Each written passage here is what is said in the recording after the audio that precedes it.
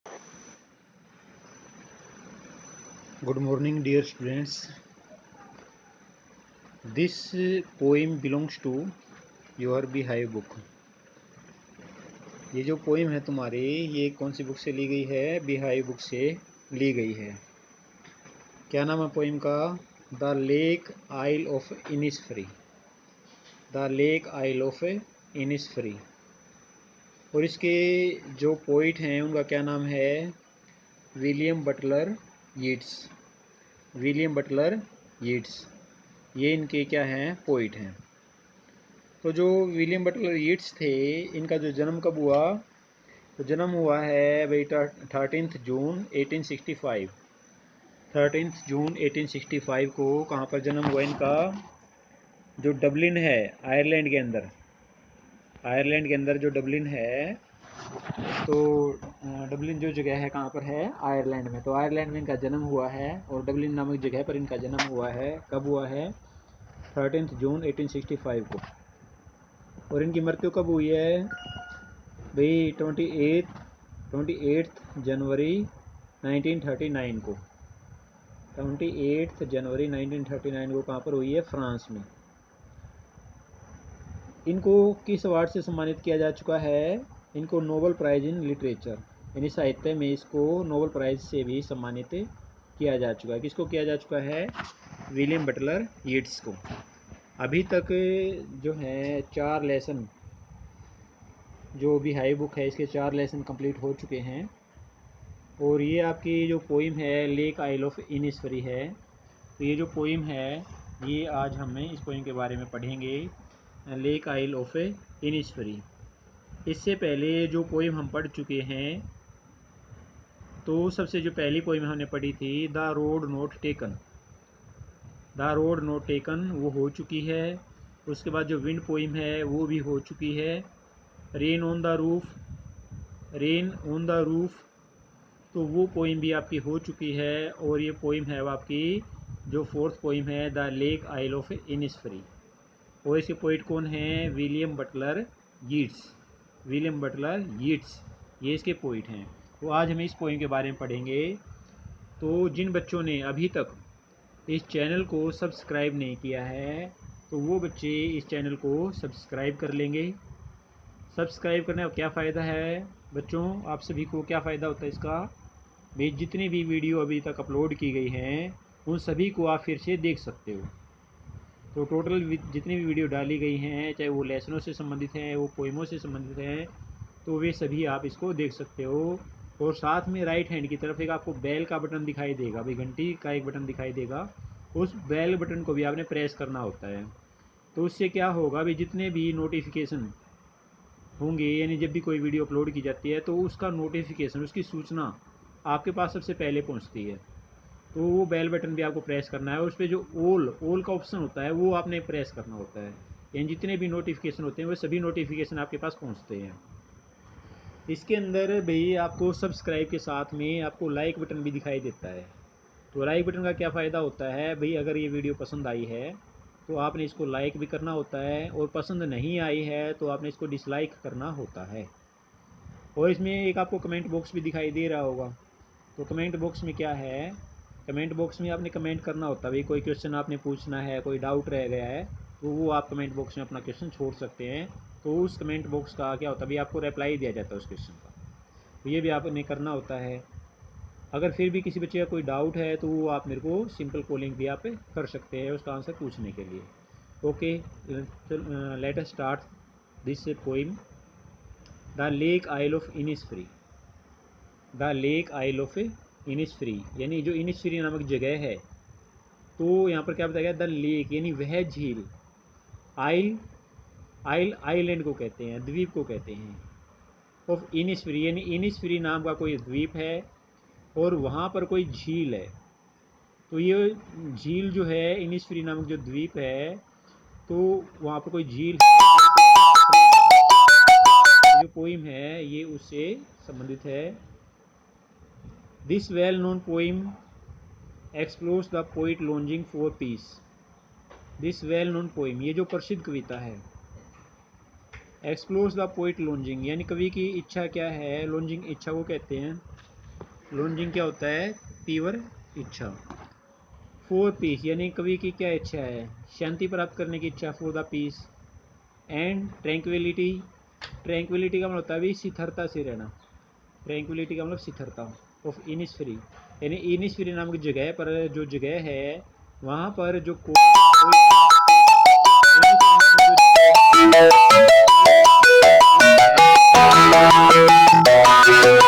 जगह पर जो पोइट है वो वहाँ पर जाना चाहता है।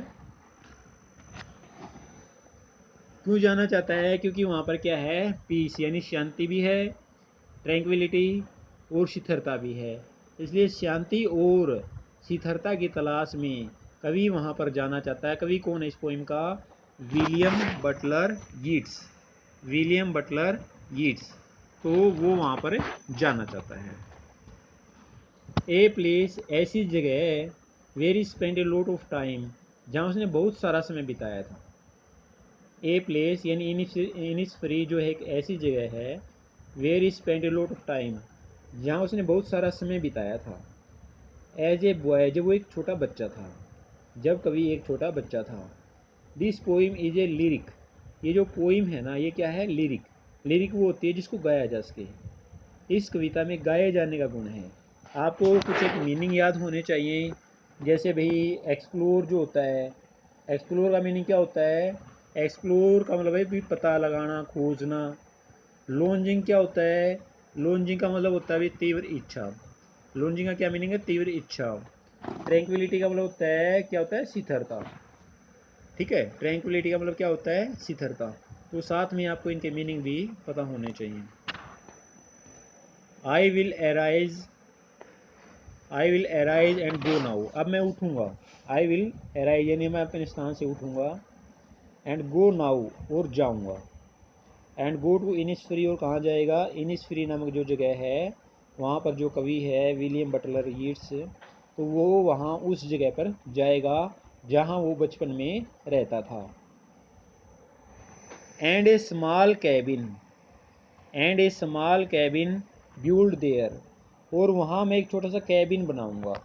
कैबिन क्या होता है? कैबिन, कैबिन छोटे कमरे को कहते हैं। एंड ए स्मॉल कैबिन एक छोटा सा कमरा, ब्यूल्ड देयर में वहाँ पर बनाऊंगा। Of clay, of clay, clay क्या होता है? चिकनी मिट्टी। ऑफ क्ले चिकनी मिट्टी यानी चिकनी मिट्टी से कमरे को बनाऊंगा। एंड वेटल्स मेड, और उस कमरे को बनाने के लिए मैं मुड़ी हुई लकड़ियों का भी इस्तेमाल करूंगा। उस कमरे को बनाने के लिए मैं किसका इस्तेमाल करूंगा? मैं मुड़ी हुई लकड़ियों का भी इस्तेमाल करूंगा।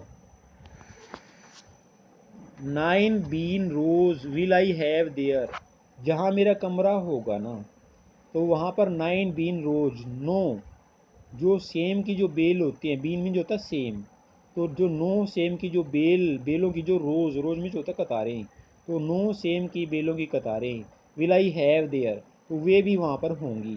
यानी मेरी जो छोटा कमरा मैं बनाऊंगा तो उस कमरे के सामने 9 सेम की बेलों की कतारें भी होंगी। A hive for the honey bee, और जहाँ मैं रहूँगा वहाँ पर किसी जो पेड़ के ऊपर, वहाँ पर आसपास किसी पेड़ के ऊपर a hive for the honey bee, तो मधुमक्खियों के लिए क्या होगा? ए हाइव। हाइव क्या होता है? छत्ता। हाइव क्या होता है? छत्ता। यानी वहाँ पर मधुमक्खियों के लिए क्या होगा? छत्ता भी होगा, यानी मधुमक्खियों का घर भी होगा। And live alone in the bee loud glade, and live alone और मैं अकेला रहूँगा। लीव एलोन और मैं उस जगह पर, कहाँ पर? इनिसफ्री नामक जगह पर मैं अकेला रहूँगा।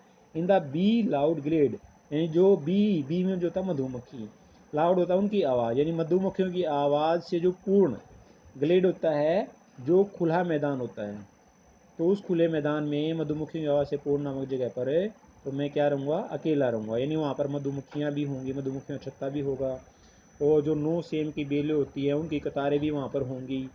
और कमरा कैसा बनाना है? छोटा कमरा इसने बनाना है। और वहाँ पर जो कमरा है वो किससे बनाना है? क्ले, जो चिकनी मिट्टी होती है उससे उसने अपना कमरा बनाना है। और मुड़ी हुई जो वेटर्स होती है, जो मुड़ी हुई लकड़ियाँ होती हैं, तो उसका इस्तेमाल भी उसने करना है। And I shall have some peace there, and I shall have some peace there, और मेरे को वहाँ पर कुछ शांति मिलेगी। And I shall have some peace there, मेरे को वहाँ पर कुछ शांति मिलेगी। फोर पीस कम्स ड्रॉपिंग, क्योंकि जो शांति आती है ना, ड्रॉपिंग स्लो, वो धीमे धीमे आती है। ड्रॉपिंग का मतलब वैसे गिरना होता है। ड्रॉपिंग फ्रॉम द व्हील्स, कहाँ से आती है? ये घूंघट से आएगी। व्हील्स होता है घूंघट। Dropping from the wheels of the morning, यानी जो सुबह रूपी जो सुबह है, जो सुबह का समय होता है, तो मान लो सुबह ने अपना घूंघट कर रखा हो, तो उस घूंघट से क्या आती है? शांति आती है। यानी सुबह के समय जो है वो शांति होती है।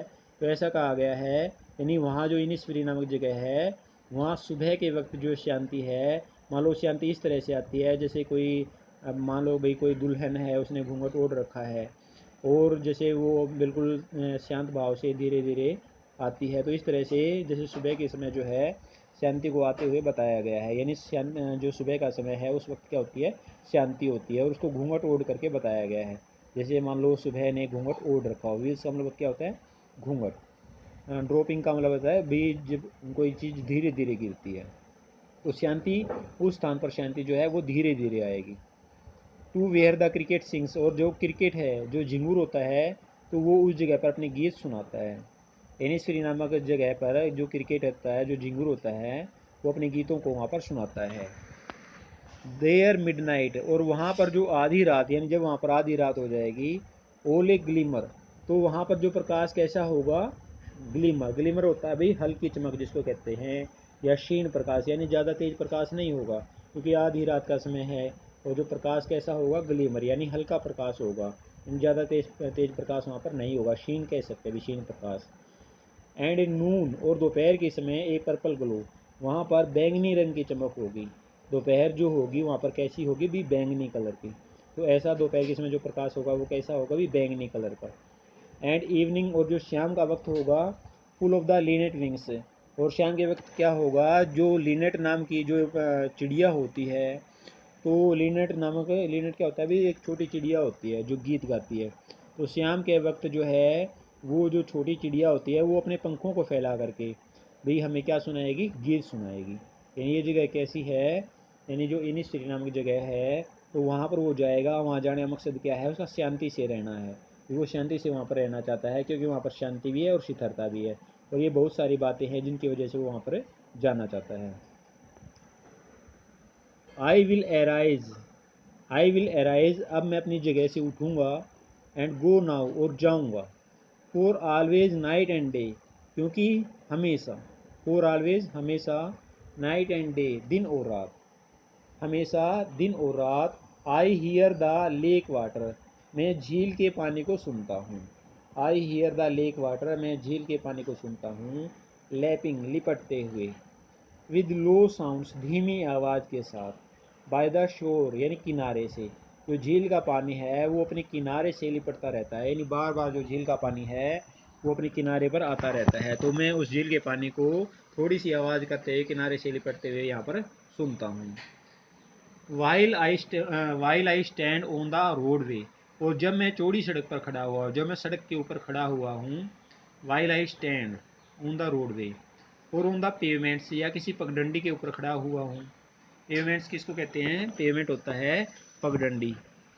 तो पगडंडी भी रास्ते को कहते हैं। जब पेवमेंट्स पे वो खड़ा है, पेवमेंट्स की पगडंडी को कहते हैं, तो वहाँ पर भी वो आवाज़ को सुन सकता है। पेवमेंट्स कैसी है? जो पगडंडी वो कैसे रंग की है अभी? ग्रे, यानी भूरे रंग की जो पगडंडी है, वहाँ पर वो खड़ा है, तो वहाँ पर भी उसको जो झील के पानी की आवाज़ जो है भाई सुनाई दे रही है। झील का पानी कैसे उसके किनारे पर आकर के लिपट रहा है।